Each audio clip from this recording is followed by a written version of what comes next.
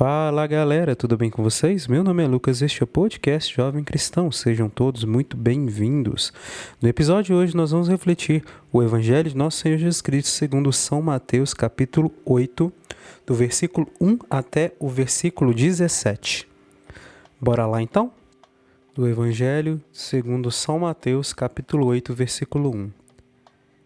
Tendo Jesus descido da montanha, uma grande multidão o seguiu. Eis que um leproso aproximou-se e prostrou-se diante dele, dizendo: Senhor, se queres, podes curar-me. Jesus estendeu a mão, tocou-o e disse: Eu quero, ser curado. No mesmo instante, a lepra desapareceu. Jesus então disse: Vê, que não o digas a ninguém. Vai, porém, mostrar-te ao sacerdote e oferece o dom prescrito por Moisés em testemunho de tua cura. Entrou Jesus em Cafarnaum. Um centurião veio a ele e lhe fez esta súplica: Senhor, meu servo está em casa, de cama, paralítico, e sofre muito. Disse-lhe Jesus: Eu irei e o curarei. Respondeu o centurião: Senhor, eu não sou digno de que entreis em minha casa. Dizei uma só palavra e meu servo será curado. Pois eu também sou um subordinado e tenho soldados às minhas ordens. Eu digo a um: vai, e ele vai. A outro: vem, e ele vem. E a meu servo: faze isto, e ele o faz. Ouvindo isto, cheio de admiração, disse Jesus aos presentes: Em verdade vos digo, não encontrei semelhante fé em ninguém de Israel. Por isso, eu vos declaro que multidões virão do Oriente e do Ocidente e se assentarão no reino dos céus, com Abraão, Isaque e Jacó, enquanto os filhos do reino serão lançados nas trevas exteriores, onde haverá choro e ranger de dentes.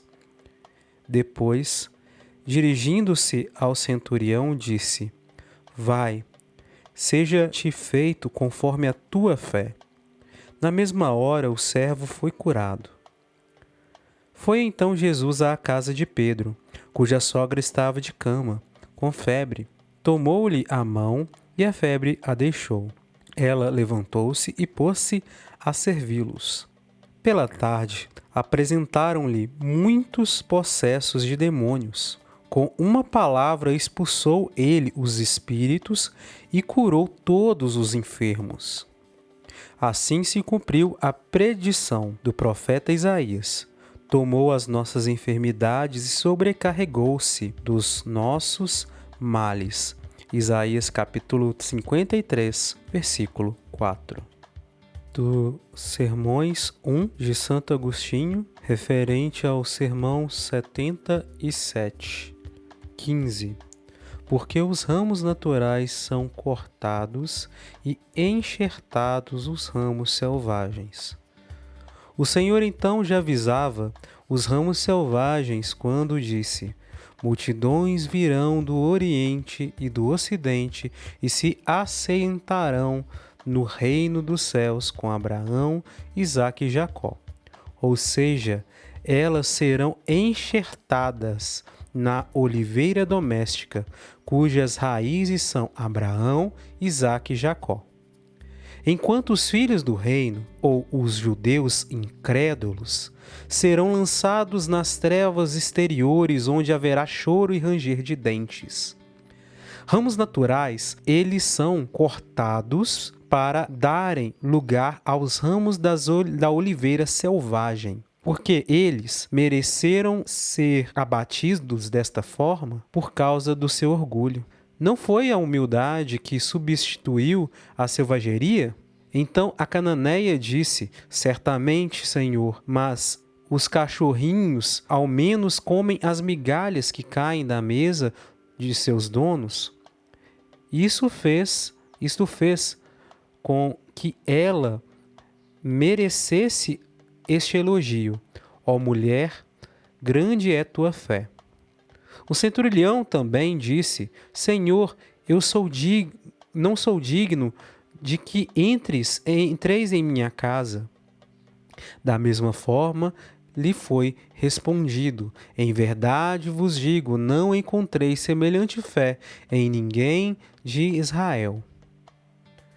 Esforcemo-nos, então, para sermos ou nos mantermos humildes. Se não temos ainda a humildade, esforcemo-nos para adquiri-la e não a percamos, se já a temos. Adquiramo-la para sermos enxertados e para não sermos cortados, conservemo-la se a temos. Bom, nessa perspectiva que Santo Agostinho nos traz, também incluindo outra cura, que é o caso da Cananeia, né? Da filha da Cananeia, que pediu para sua filha. Nesse sentido, Santo Agostinho ele convida a gente a olhar para esse lado da humildade, que tanto atraiu o olhar de Jesus Cristo, nosso Senhor, no coração de cada uma dessas pessoas. Começando pelo primeiro ponto, lá no versículo 1 até o versículo 4, diz daquele leproso: Eu quero, Senhor, se queres pode curar-me. Ele, em vez de pedir, Senhor, por misericórdia me cura, Senhor, me cura, ele só falou assim: Senhor, se for da tua vontade, me cura. Isso faz recordar lá da oração do Pai Nosso, em que o próprio Cristo, nosso Senhor Jesus Cristo, nos ensina: seja feita a vossa vontade, assim na terra como no céu. É um convite de confiar na providência de Deus, na onisciência de Deus, de que Ele sabe o que é melhor para nós, aquilo que é a melhor forma que possa acontecer. Ele sabe melhor do que a gente. E quando a gente luta contra o nosso egoísmo, contra a nossa maldade, nosso orgulho, e age com humildade nesse sentido, colocando nas mãos do Senhor, falando assim: Senhor, faz a tua vontade, faz do jeito que o Senhor quiser, que o Senhor considera que é melhor para mim, isso atrai o olhar, o coração, alegra o coração de Deus. E Ele pode nos dar a graça ou pode não nos dar. Isso não quer dizer que seja uma chave que simplesmente toda vez que você usar dela, você vai alcançar aquela graça de Deus.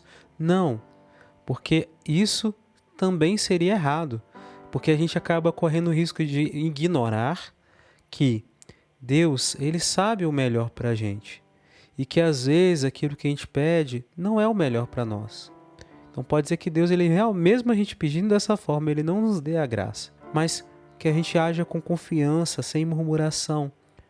E pode ser que, se for da vontade do Senhor e for para o nosso bem, aconteça como aconteceu aqui, que este leproso alcançou a graça e Jesus respondeu para ele: Eu quero ser curado. E aconteceu a cura. Logo em seguida, voltamos para o ponto, que também é citado por Santo Agostinho, do caso do centurião. O centurião, ele não pedia para si, nem pedia para alguém do seu próprio sangue, mas pedia para um servo. Mas Jesus, ele de cara já diz que ele iria lá curá-lo. Mas o centurião, de início, ele pede licença, né? E fala para o Senhor assim: Senhor, eu não sou digno de que entreis em minha morada. E aí, nesse sentido, quando ele fala isso, que não é digno, ele não rejeita a entrada de Cristo na sua casa, no sentido literal, porque ele é um pecador, se reconhece pecador, reconhece a sua miséria, reconhece que a sua casa não é, talvez seja adequada para o Senhor, mas ao mesmo tempo ele considera que Cristo, ele também tem o poder à distância, ele pode dar a graça mesmo que à distância. Então, nesse sentido, ele reconhece a sua miséria e pede para o Senhor: Senhor, eu sou pecador, eu sou miserável. E aí que tá. Essa é outra chave da humildade. E aí, depois, posteriormente, vem a parte da cura da sogra de Pedro, em que ela, depois de ser curada, ela serve eles. Então, a gente pode resumir basicamente isso tudo em humildade. A gente tem que entender que, infelizmente, a gente é mau, a gente é pecador. Pode ser que, por aparência, a nossa fala, a nossa oração pareça bonita, pareça humilde, mas Deus, Ele conhece o nosso coração, conhece a nossa maldade, conhece as nossas más intenções, até mesmo quando nós não as reconhecemos. Porque às vezes a gente está tão habituado ao erro que a gente não reconhece a nossa própria maldade, nosso próprio erro. A gente considera que aquilo é comum, é o certo, é o normal. E aí é como se a nossa mente tivesse endurecido, nosso coração meio que endurecido, como se a gente tivesse, como é que fala? Com a sensibilidade um pouco mais fraca. E nesse sentido, a gente não fazendo essa avaliação, a gente age erradamente. E parte da nossa busca pela santidade também passa por esse autoconhecimento e assim também pelo autocontrole. Isso faz parte da nossa conversão. Então, por exemplo, se a gente já está habituado a uma vida de crimes, uma vida de coisas erradas, ou seja, nossa vida de pecado, a gente considera que tudo é normal. E a partir do momento que a gente converte, busca a conversão, a gente vai aos poucos reconhecendo aquilo que está errado e lutando para eliminar isso, para contornar isso, para mudar isso. Mas tem parte nossa que vai estar escondido dentro da gente mesmo, porque a gente não vai perceber. Então isso vai exigir tempo. E aí que entra a necessidade da nossa oração diária, a necessidade de aceitar e receber, acolher as graças que o Senhor vai nos dando a cada dia, né?